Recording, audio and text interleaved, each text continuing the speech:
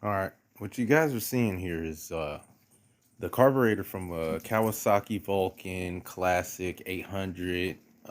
It's from the year 2000, and it comes with some fuel elbows that are made out of plastic. So I I always kind of had a leak since I got it, but without further ado, I'm gonna show you guys how to replace them elbows with some brass ones. These brass elbows here I actually ended up getting from online on Amazon, and I believe it was for a Harley if I'm not mistaken, but I honestly I'll put the link on the description, like as they say. Make sure you guys pay attention to which way that nipple is facing too, because earlier, you guys won't see it on the video, but earlier I ended up putting that spigot kind of facing downward instead of to the right, like you see. And I had to pull it back out and then re-put it back in, so pay attention. Also, this plastic one, I ended up taking it out, obviously, because it had a crack. The second one. You guys didn't see me take the first one out because I just kind of had the idea of making this video as I was doing the first one, so, you know, you guys can use your imagination there. Anyways, so there I went, took the plastic piece out, and that's what you see underneath the plastic piece is that. Make sure you got yourself an aggressive pair of pliers, some WD-40, and a little bit of elbow grease, should I say.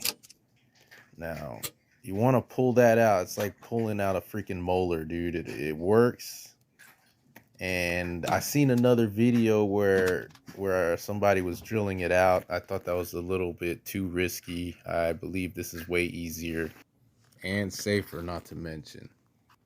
Now what you're gonna see here is how much longer the piece that I bought is compared to the stock little piece that came in it. I mean, I was so surprised that I even had to double check and look down there to make sure I didn't break off a piece.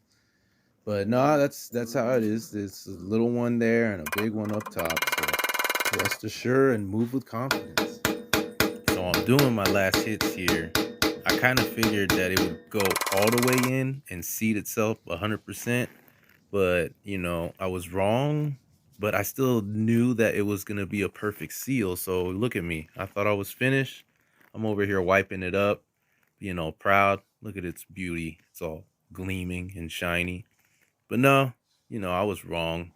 So it was back to the drawing board the next day because it didn't fit in between the V twin. Them elbows just stuck out too far and it was just not enough room to fit back in there. So you make sure you put a little squirt of WD-40 in there and try it again. Righto, mate. Pulling molars round here, around these parts there, mate. I.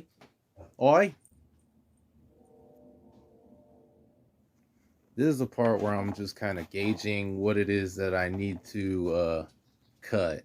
So I use the old piece to just kind of measure out how far I need to cut to make it fit best. You know what I'm saying? So use your imagination. I mean, it doesn't have to be perfect. You just got to make sure that it's better than fair. So just make sure that you don't mess up the diameter at all, because you know, as soon as you scratch that cylinder that you're driving in to the carburetor, if you make a straight line going all the way across it, you're basically making a track line for the fuel to just kind of gush out. So when it comes to that belly, do not touch, don't scratch it. Don't be very careful with that.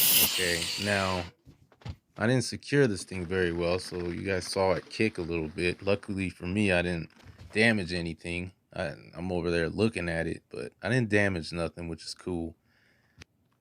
And the cut don't have to be perfectly straight. It just matters how good you take to the very end of it. You know what I mean?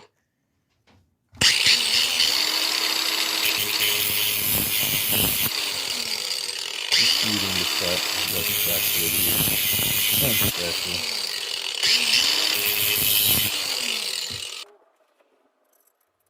This is the part that takes a little bit of patience and diligence. Don't go around here rushing this part. Just Take your time. I'm fast forwarding the heck out of this because I did take a long time to do this part.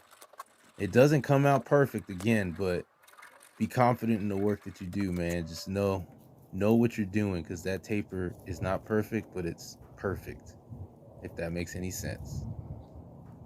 You know, it's funny. This brass is looking way better than gold to me right now.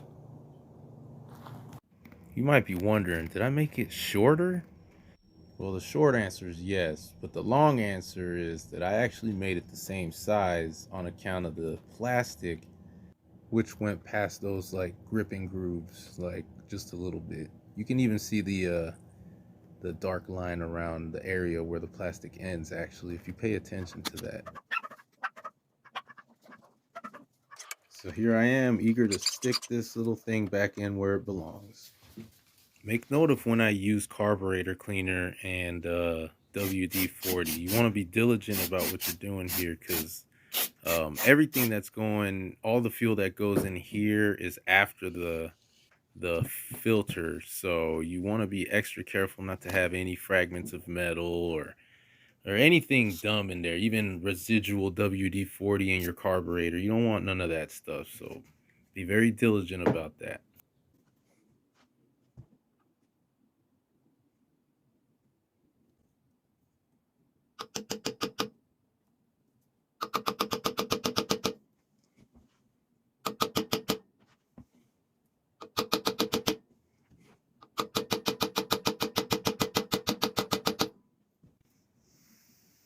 Oh yeah, this is literally my favorite part right here. Just smacking it until that line disappears. Like a glove?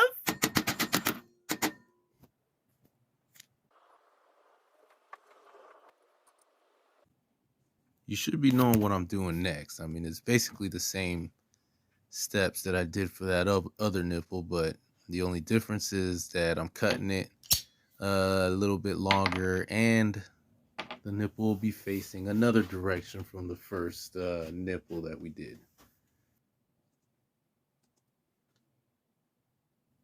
Also, make note, I keep calling this thing an elbow or a nipple. Please understand that I'm talking about the same thing. What you're seeing here is me marking it.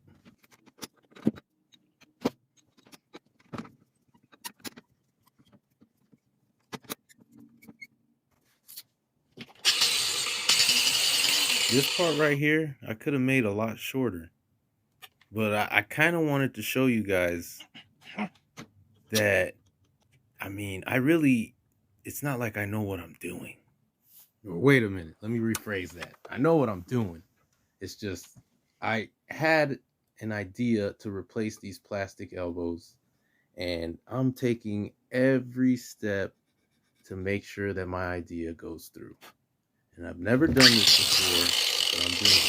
There's not very much help out there online. But you gotta feel right about everything you're doing. You know what I'm saying? So like you can see me adjusting and moving, and then starting to do things, and then like stopping and then trying it a different way, and this and that and that and this. That's all for a reason, man. I mean, I did a lot of editing on this video. This really took me a while, because I was being very careful of everything I did. You see, like if it didn't feel right, I would stop until it felt right.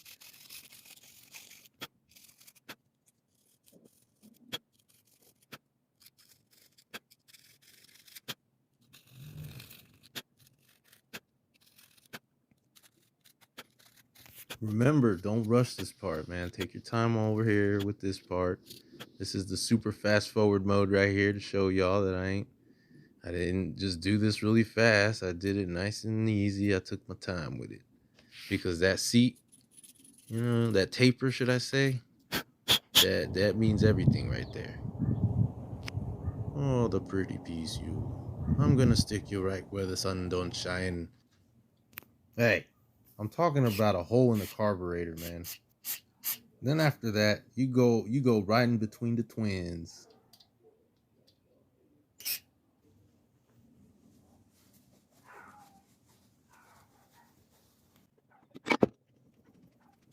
By the way, this video, I'm not going to be showing you how to take the carburetor off the bike or how to put the carburetor back on the bike. There's plenty of videos out there for you guys to be checking out. I was really just concentrating on showing you guys all of the things that you would have to do in order to make this work, and tell you that you can do it, man. It's really not that hard. It's just putting your mind into it.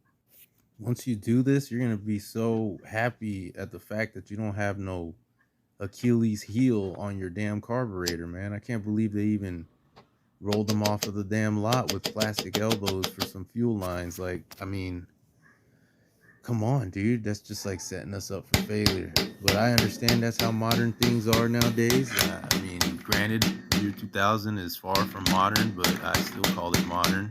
Call me old school. Oh, here it goes. Here's my favorite part.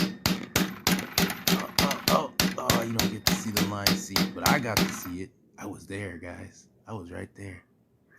Like a glove? Kudos if you know where that reference comes from. That means you're as old school as me. And this here, this is that beauty. This is what it looks like when it's done. And let me tell you, I've already put it back on my bike, and I'm just doing a voiceover right now. This is my first video I've ever done. Let me tell you, there's no leak. Absolutely, positively, no leak. I also replaced the fuel lines and the spark plugs. Those are a couple things you want to do. Maybe some hose clamps.